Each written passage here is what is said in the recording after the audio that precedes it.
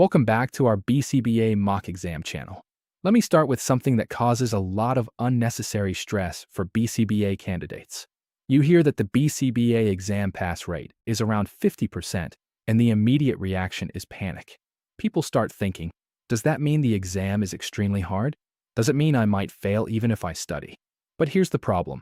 Most people see the number, but they don't actually understand what that number means. So in this lesson, we're going to break this down clearly.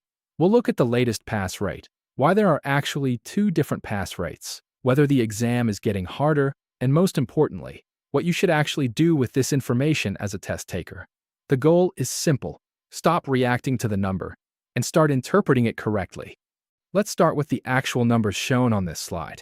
According to the most recent data, the first-time pass rate is 51% and the retake pass rate is 23%. The chart on this slide also shows the number of candidates tested in each group, which is important because it reflects real population-level performance. Now here's the first teaching point. These are not two versions of the same group. The BACB reports them separately because they represent two very different types of candidates. So when someone casually says the BCBA pass rate is 51%, that statement is incomplete. You always need to ask, are we talking about first-time candidates or retake candidates? That distinction changes how you interpret the difficulty of the exam. This slide explains that distinction more clearly. The BACB separates pass rates into first-time test takers and retake candidates to reflect different performance patterns. First-time test takers are people who are taking the exam right after completing their coursework and fieldwork. That means their knowledge is relatively recent and consolidated. Historically, this group has a higher pass rate. Retake candidates, on the other hand, are individuals who did not pass on a previous attempt. They may have knowledge gaps, test-taking difficulties, or issues with applying concepts under pressure. As a result, this group typically has a lower pass rate. The key concept here is that these are two different performance populations, not one combined group. And this leads to a very important exam thinking skill. Always interpret data in context, not just as a single number. Now let's look at the trend over time, because this is where many candidates start to worry. According to the chart on this slide, the first-time pass rate decreased from about 60% in 2021 to 51% in 2025, which is roughly a 9 percentage point drop. The retake pass rate has remained relatively low and stable, hovering between about 23% and 28%. So the question becomes, does this mean the exam is getting harder? Not necessarily. A decreasing pass rate does not automatically indicate increased difficulty. It could reflect changes in candidate preparation, differences in training quality, or variation in how well candidates are applying concepts. So the key teaching point is this. Trend data requires interpretation. You should not jump to conclusions based only on the direction of the line. This is one of the most important conceptual slides in the entire deck. The BCBA exam is a criterion-referenced exam, not a norm-referenced or curved exam. Let's define that clearly. In a norm-referenced exam, your score depends on how you perform relative to other test takers.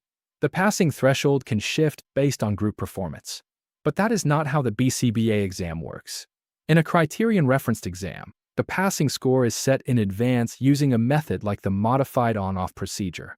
That means the passing standard is based on what a minimally competent candidate should know, not on how others perform.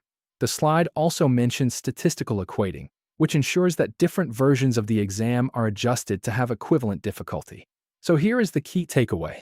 Your score depends on your knowledge and performance, not on the performance of other candidates. This is why the pass rate does not directly determine your chance of passing. So now let's answer the real question. What does a 51% pass rate actually mean for you? This slide states it clearly. The exam is serious, but passable. That means it requires preparation, but it is not designed to eliminate candidates randomly. The preparation side shown on this slide includes having a strong study plan, consistent practice, and focusing on task list domains. And the outcome side includes certification, demonstrated competency, and career advancement. There are also key interpretations listed here that are important to say out loud. First, it does not mean only smart people pass. Second, it does mean that a structured study plan is necessary. And third, it reflects that the exam is a rigorous measure of applied knowledge. So instead of treating 51% as a warning, you should treat it as a signal to prepare correctly. So if we bring everything together, here are the key points you should remember. First, the official numbers are 51% for first-time candidates and 23% for retakes, but those numbers represent different groups. Second, pass rate and passing score are not the same thing. The BCBA exam is criterion-referenced, which means your performance is based on your knowledge, not on competition with others.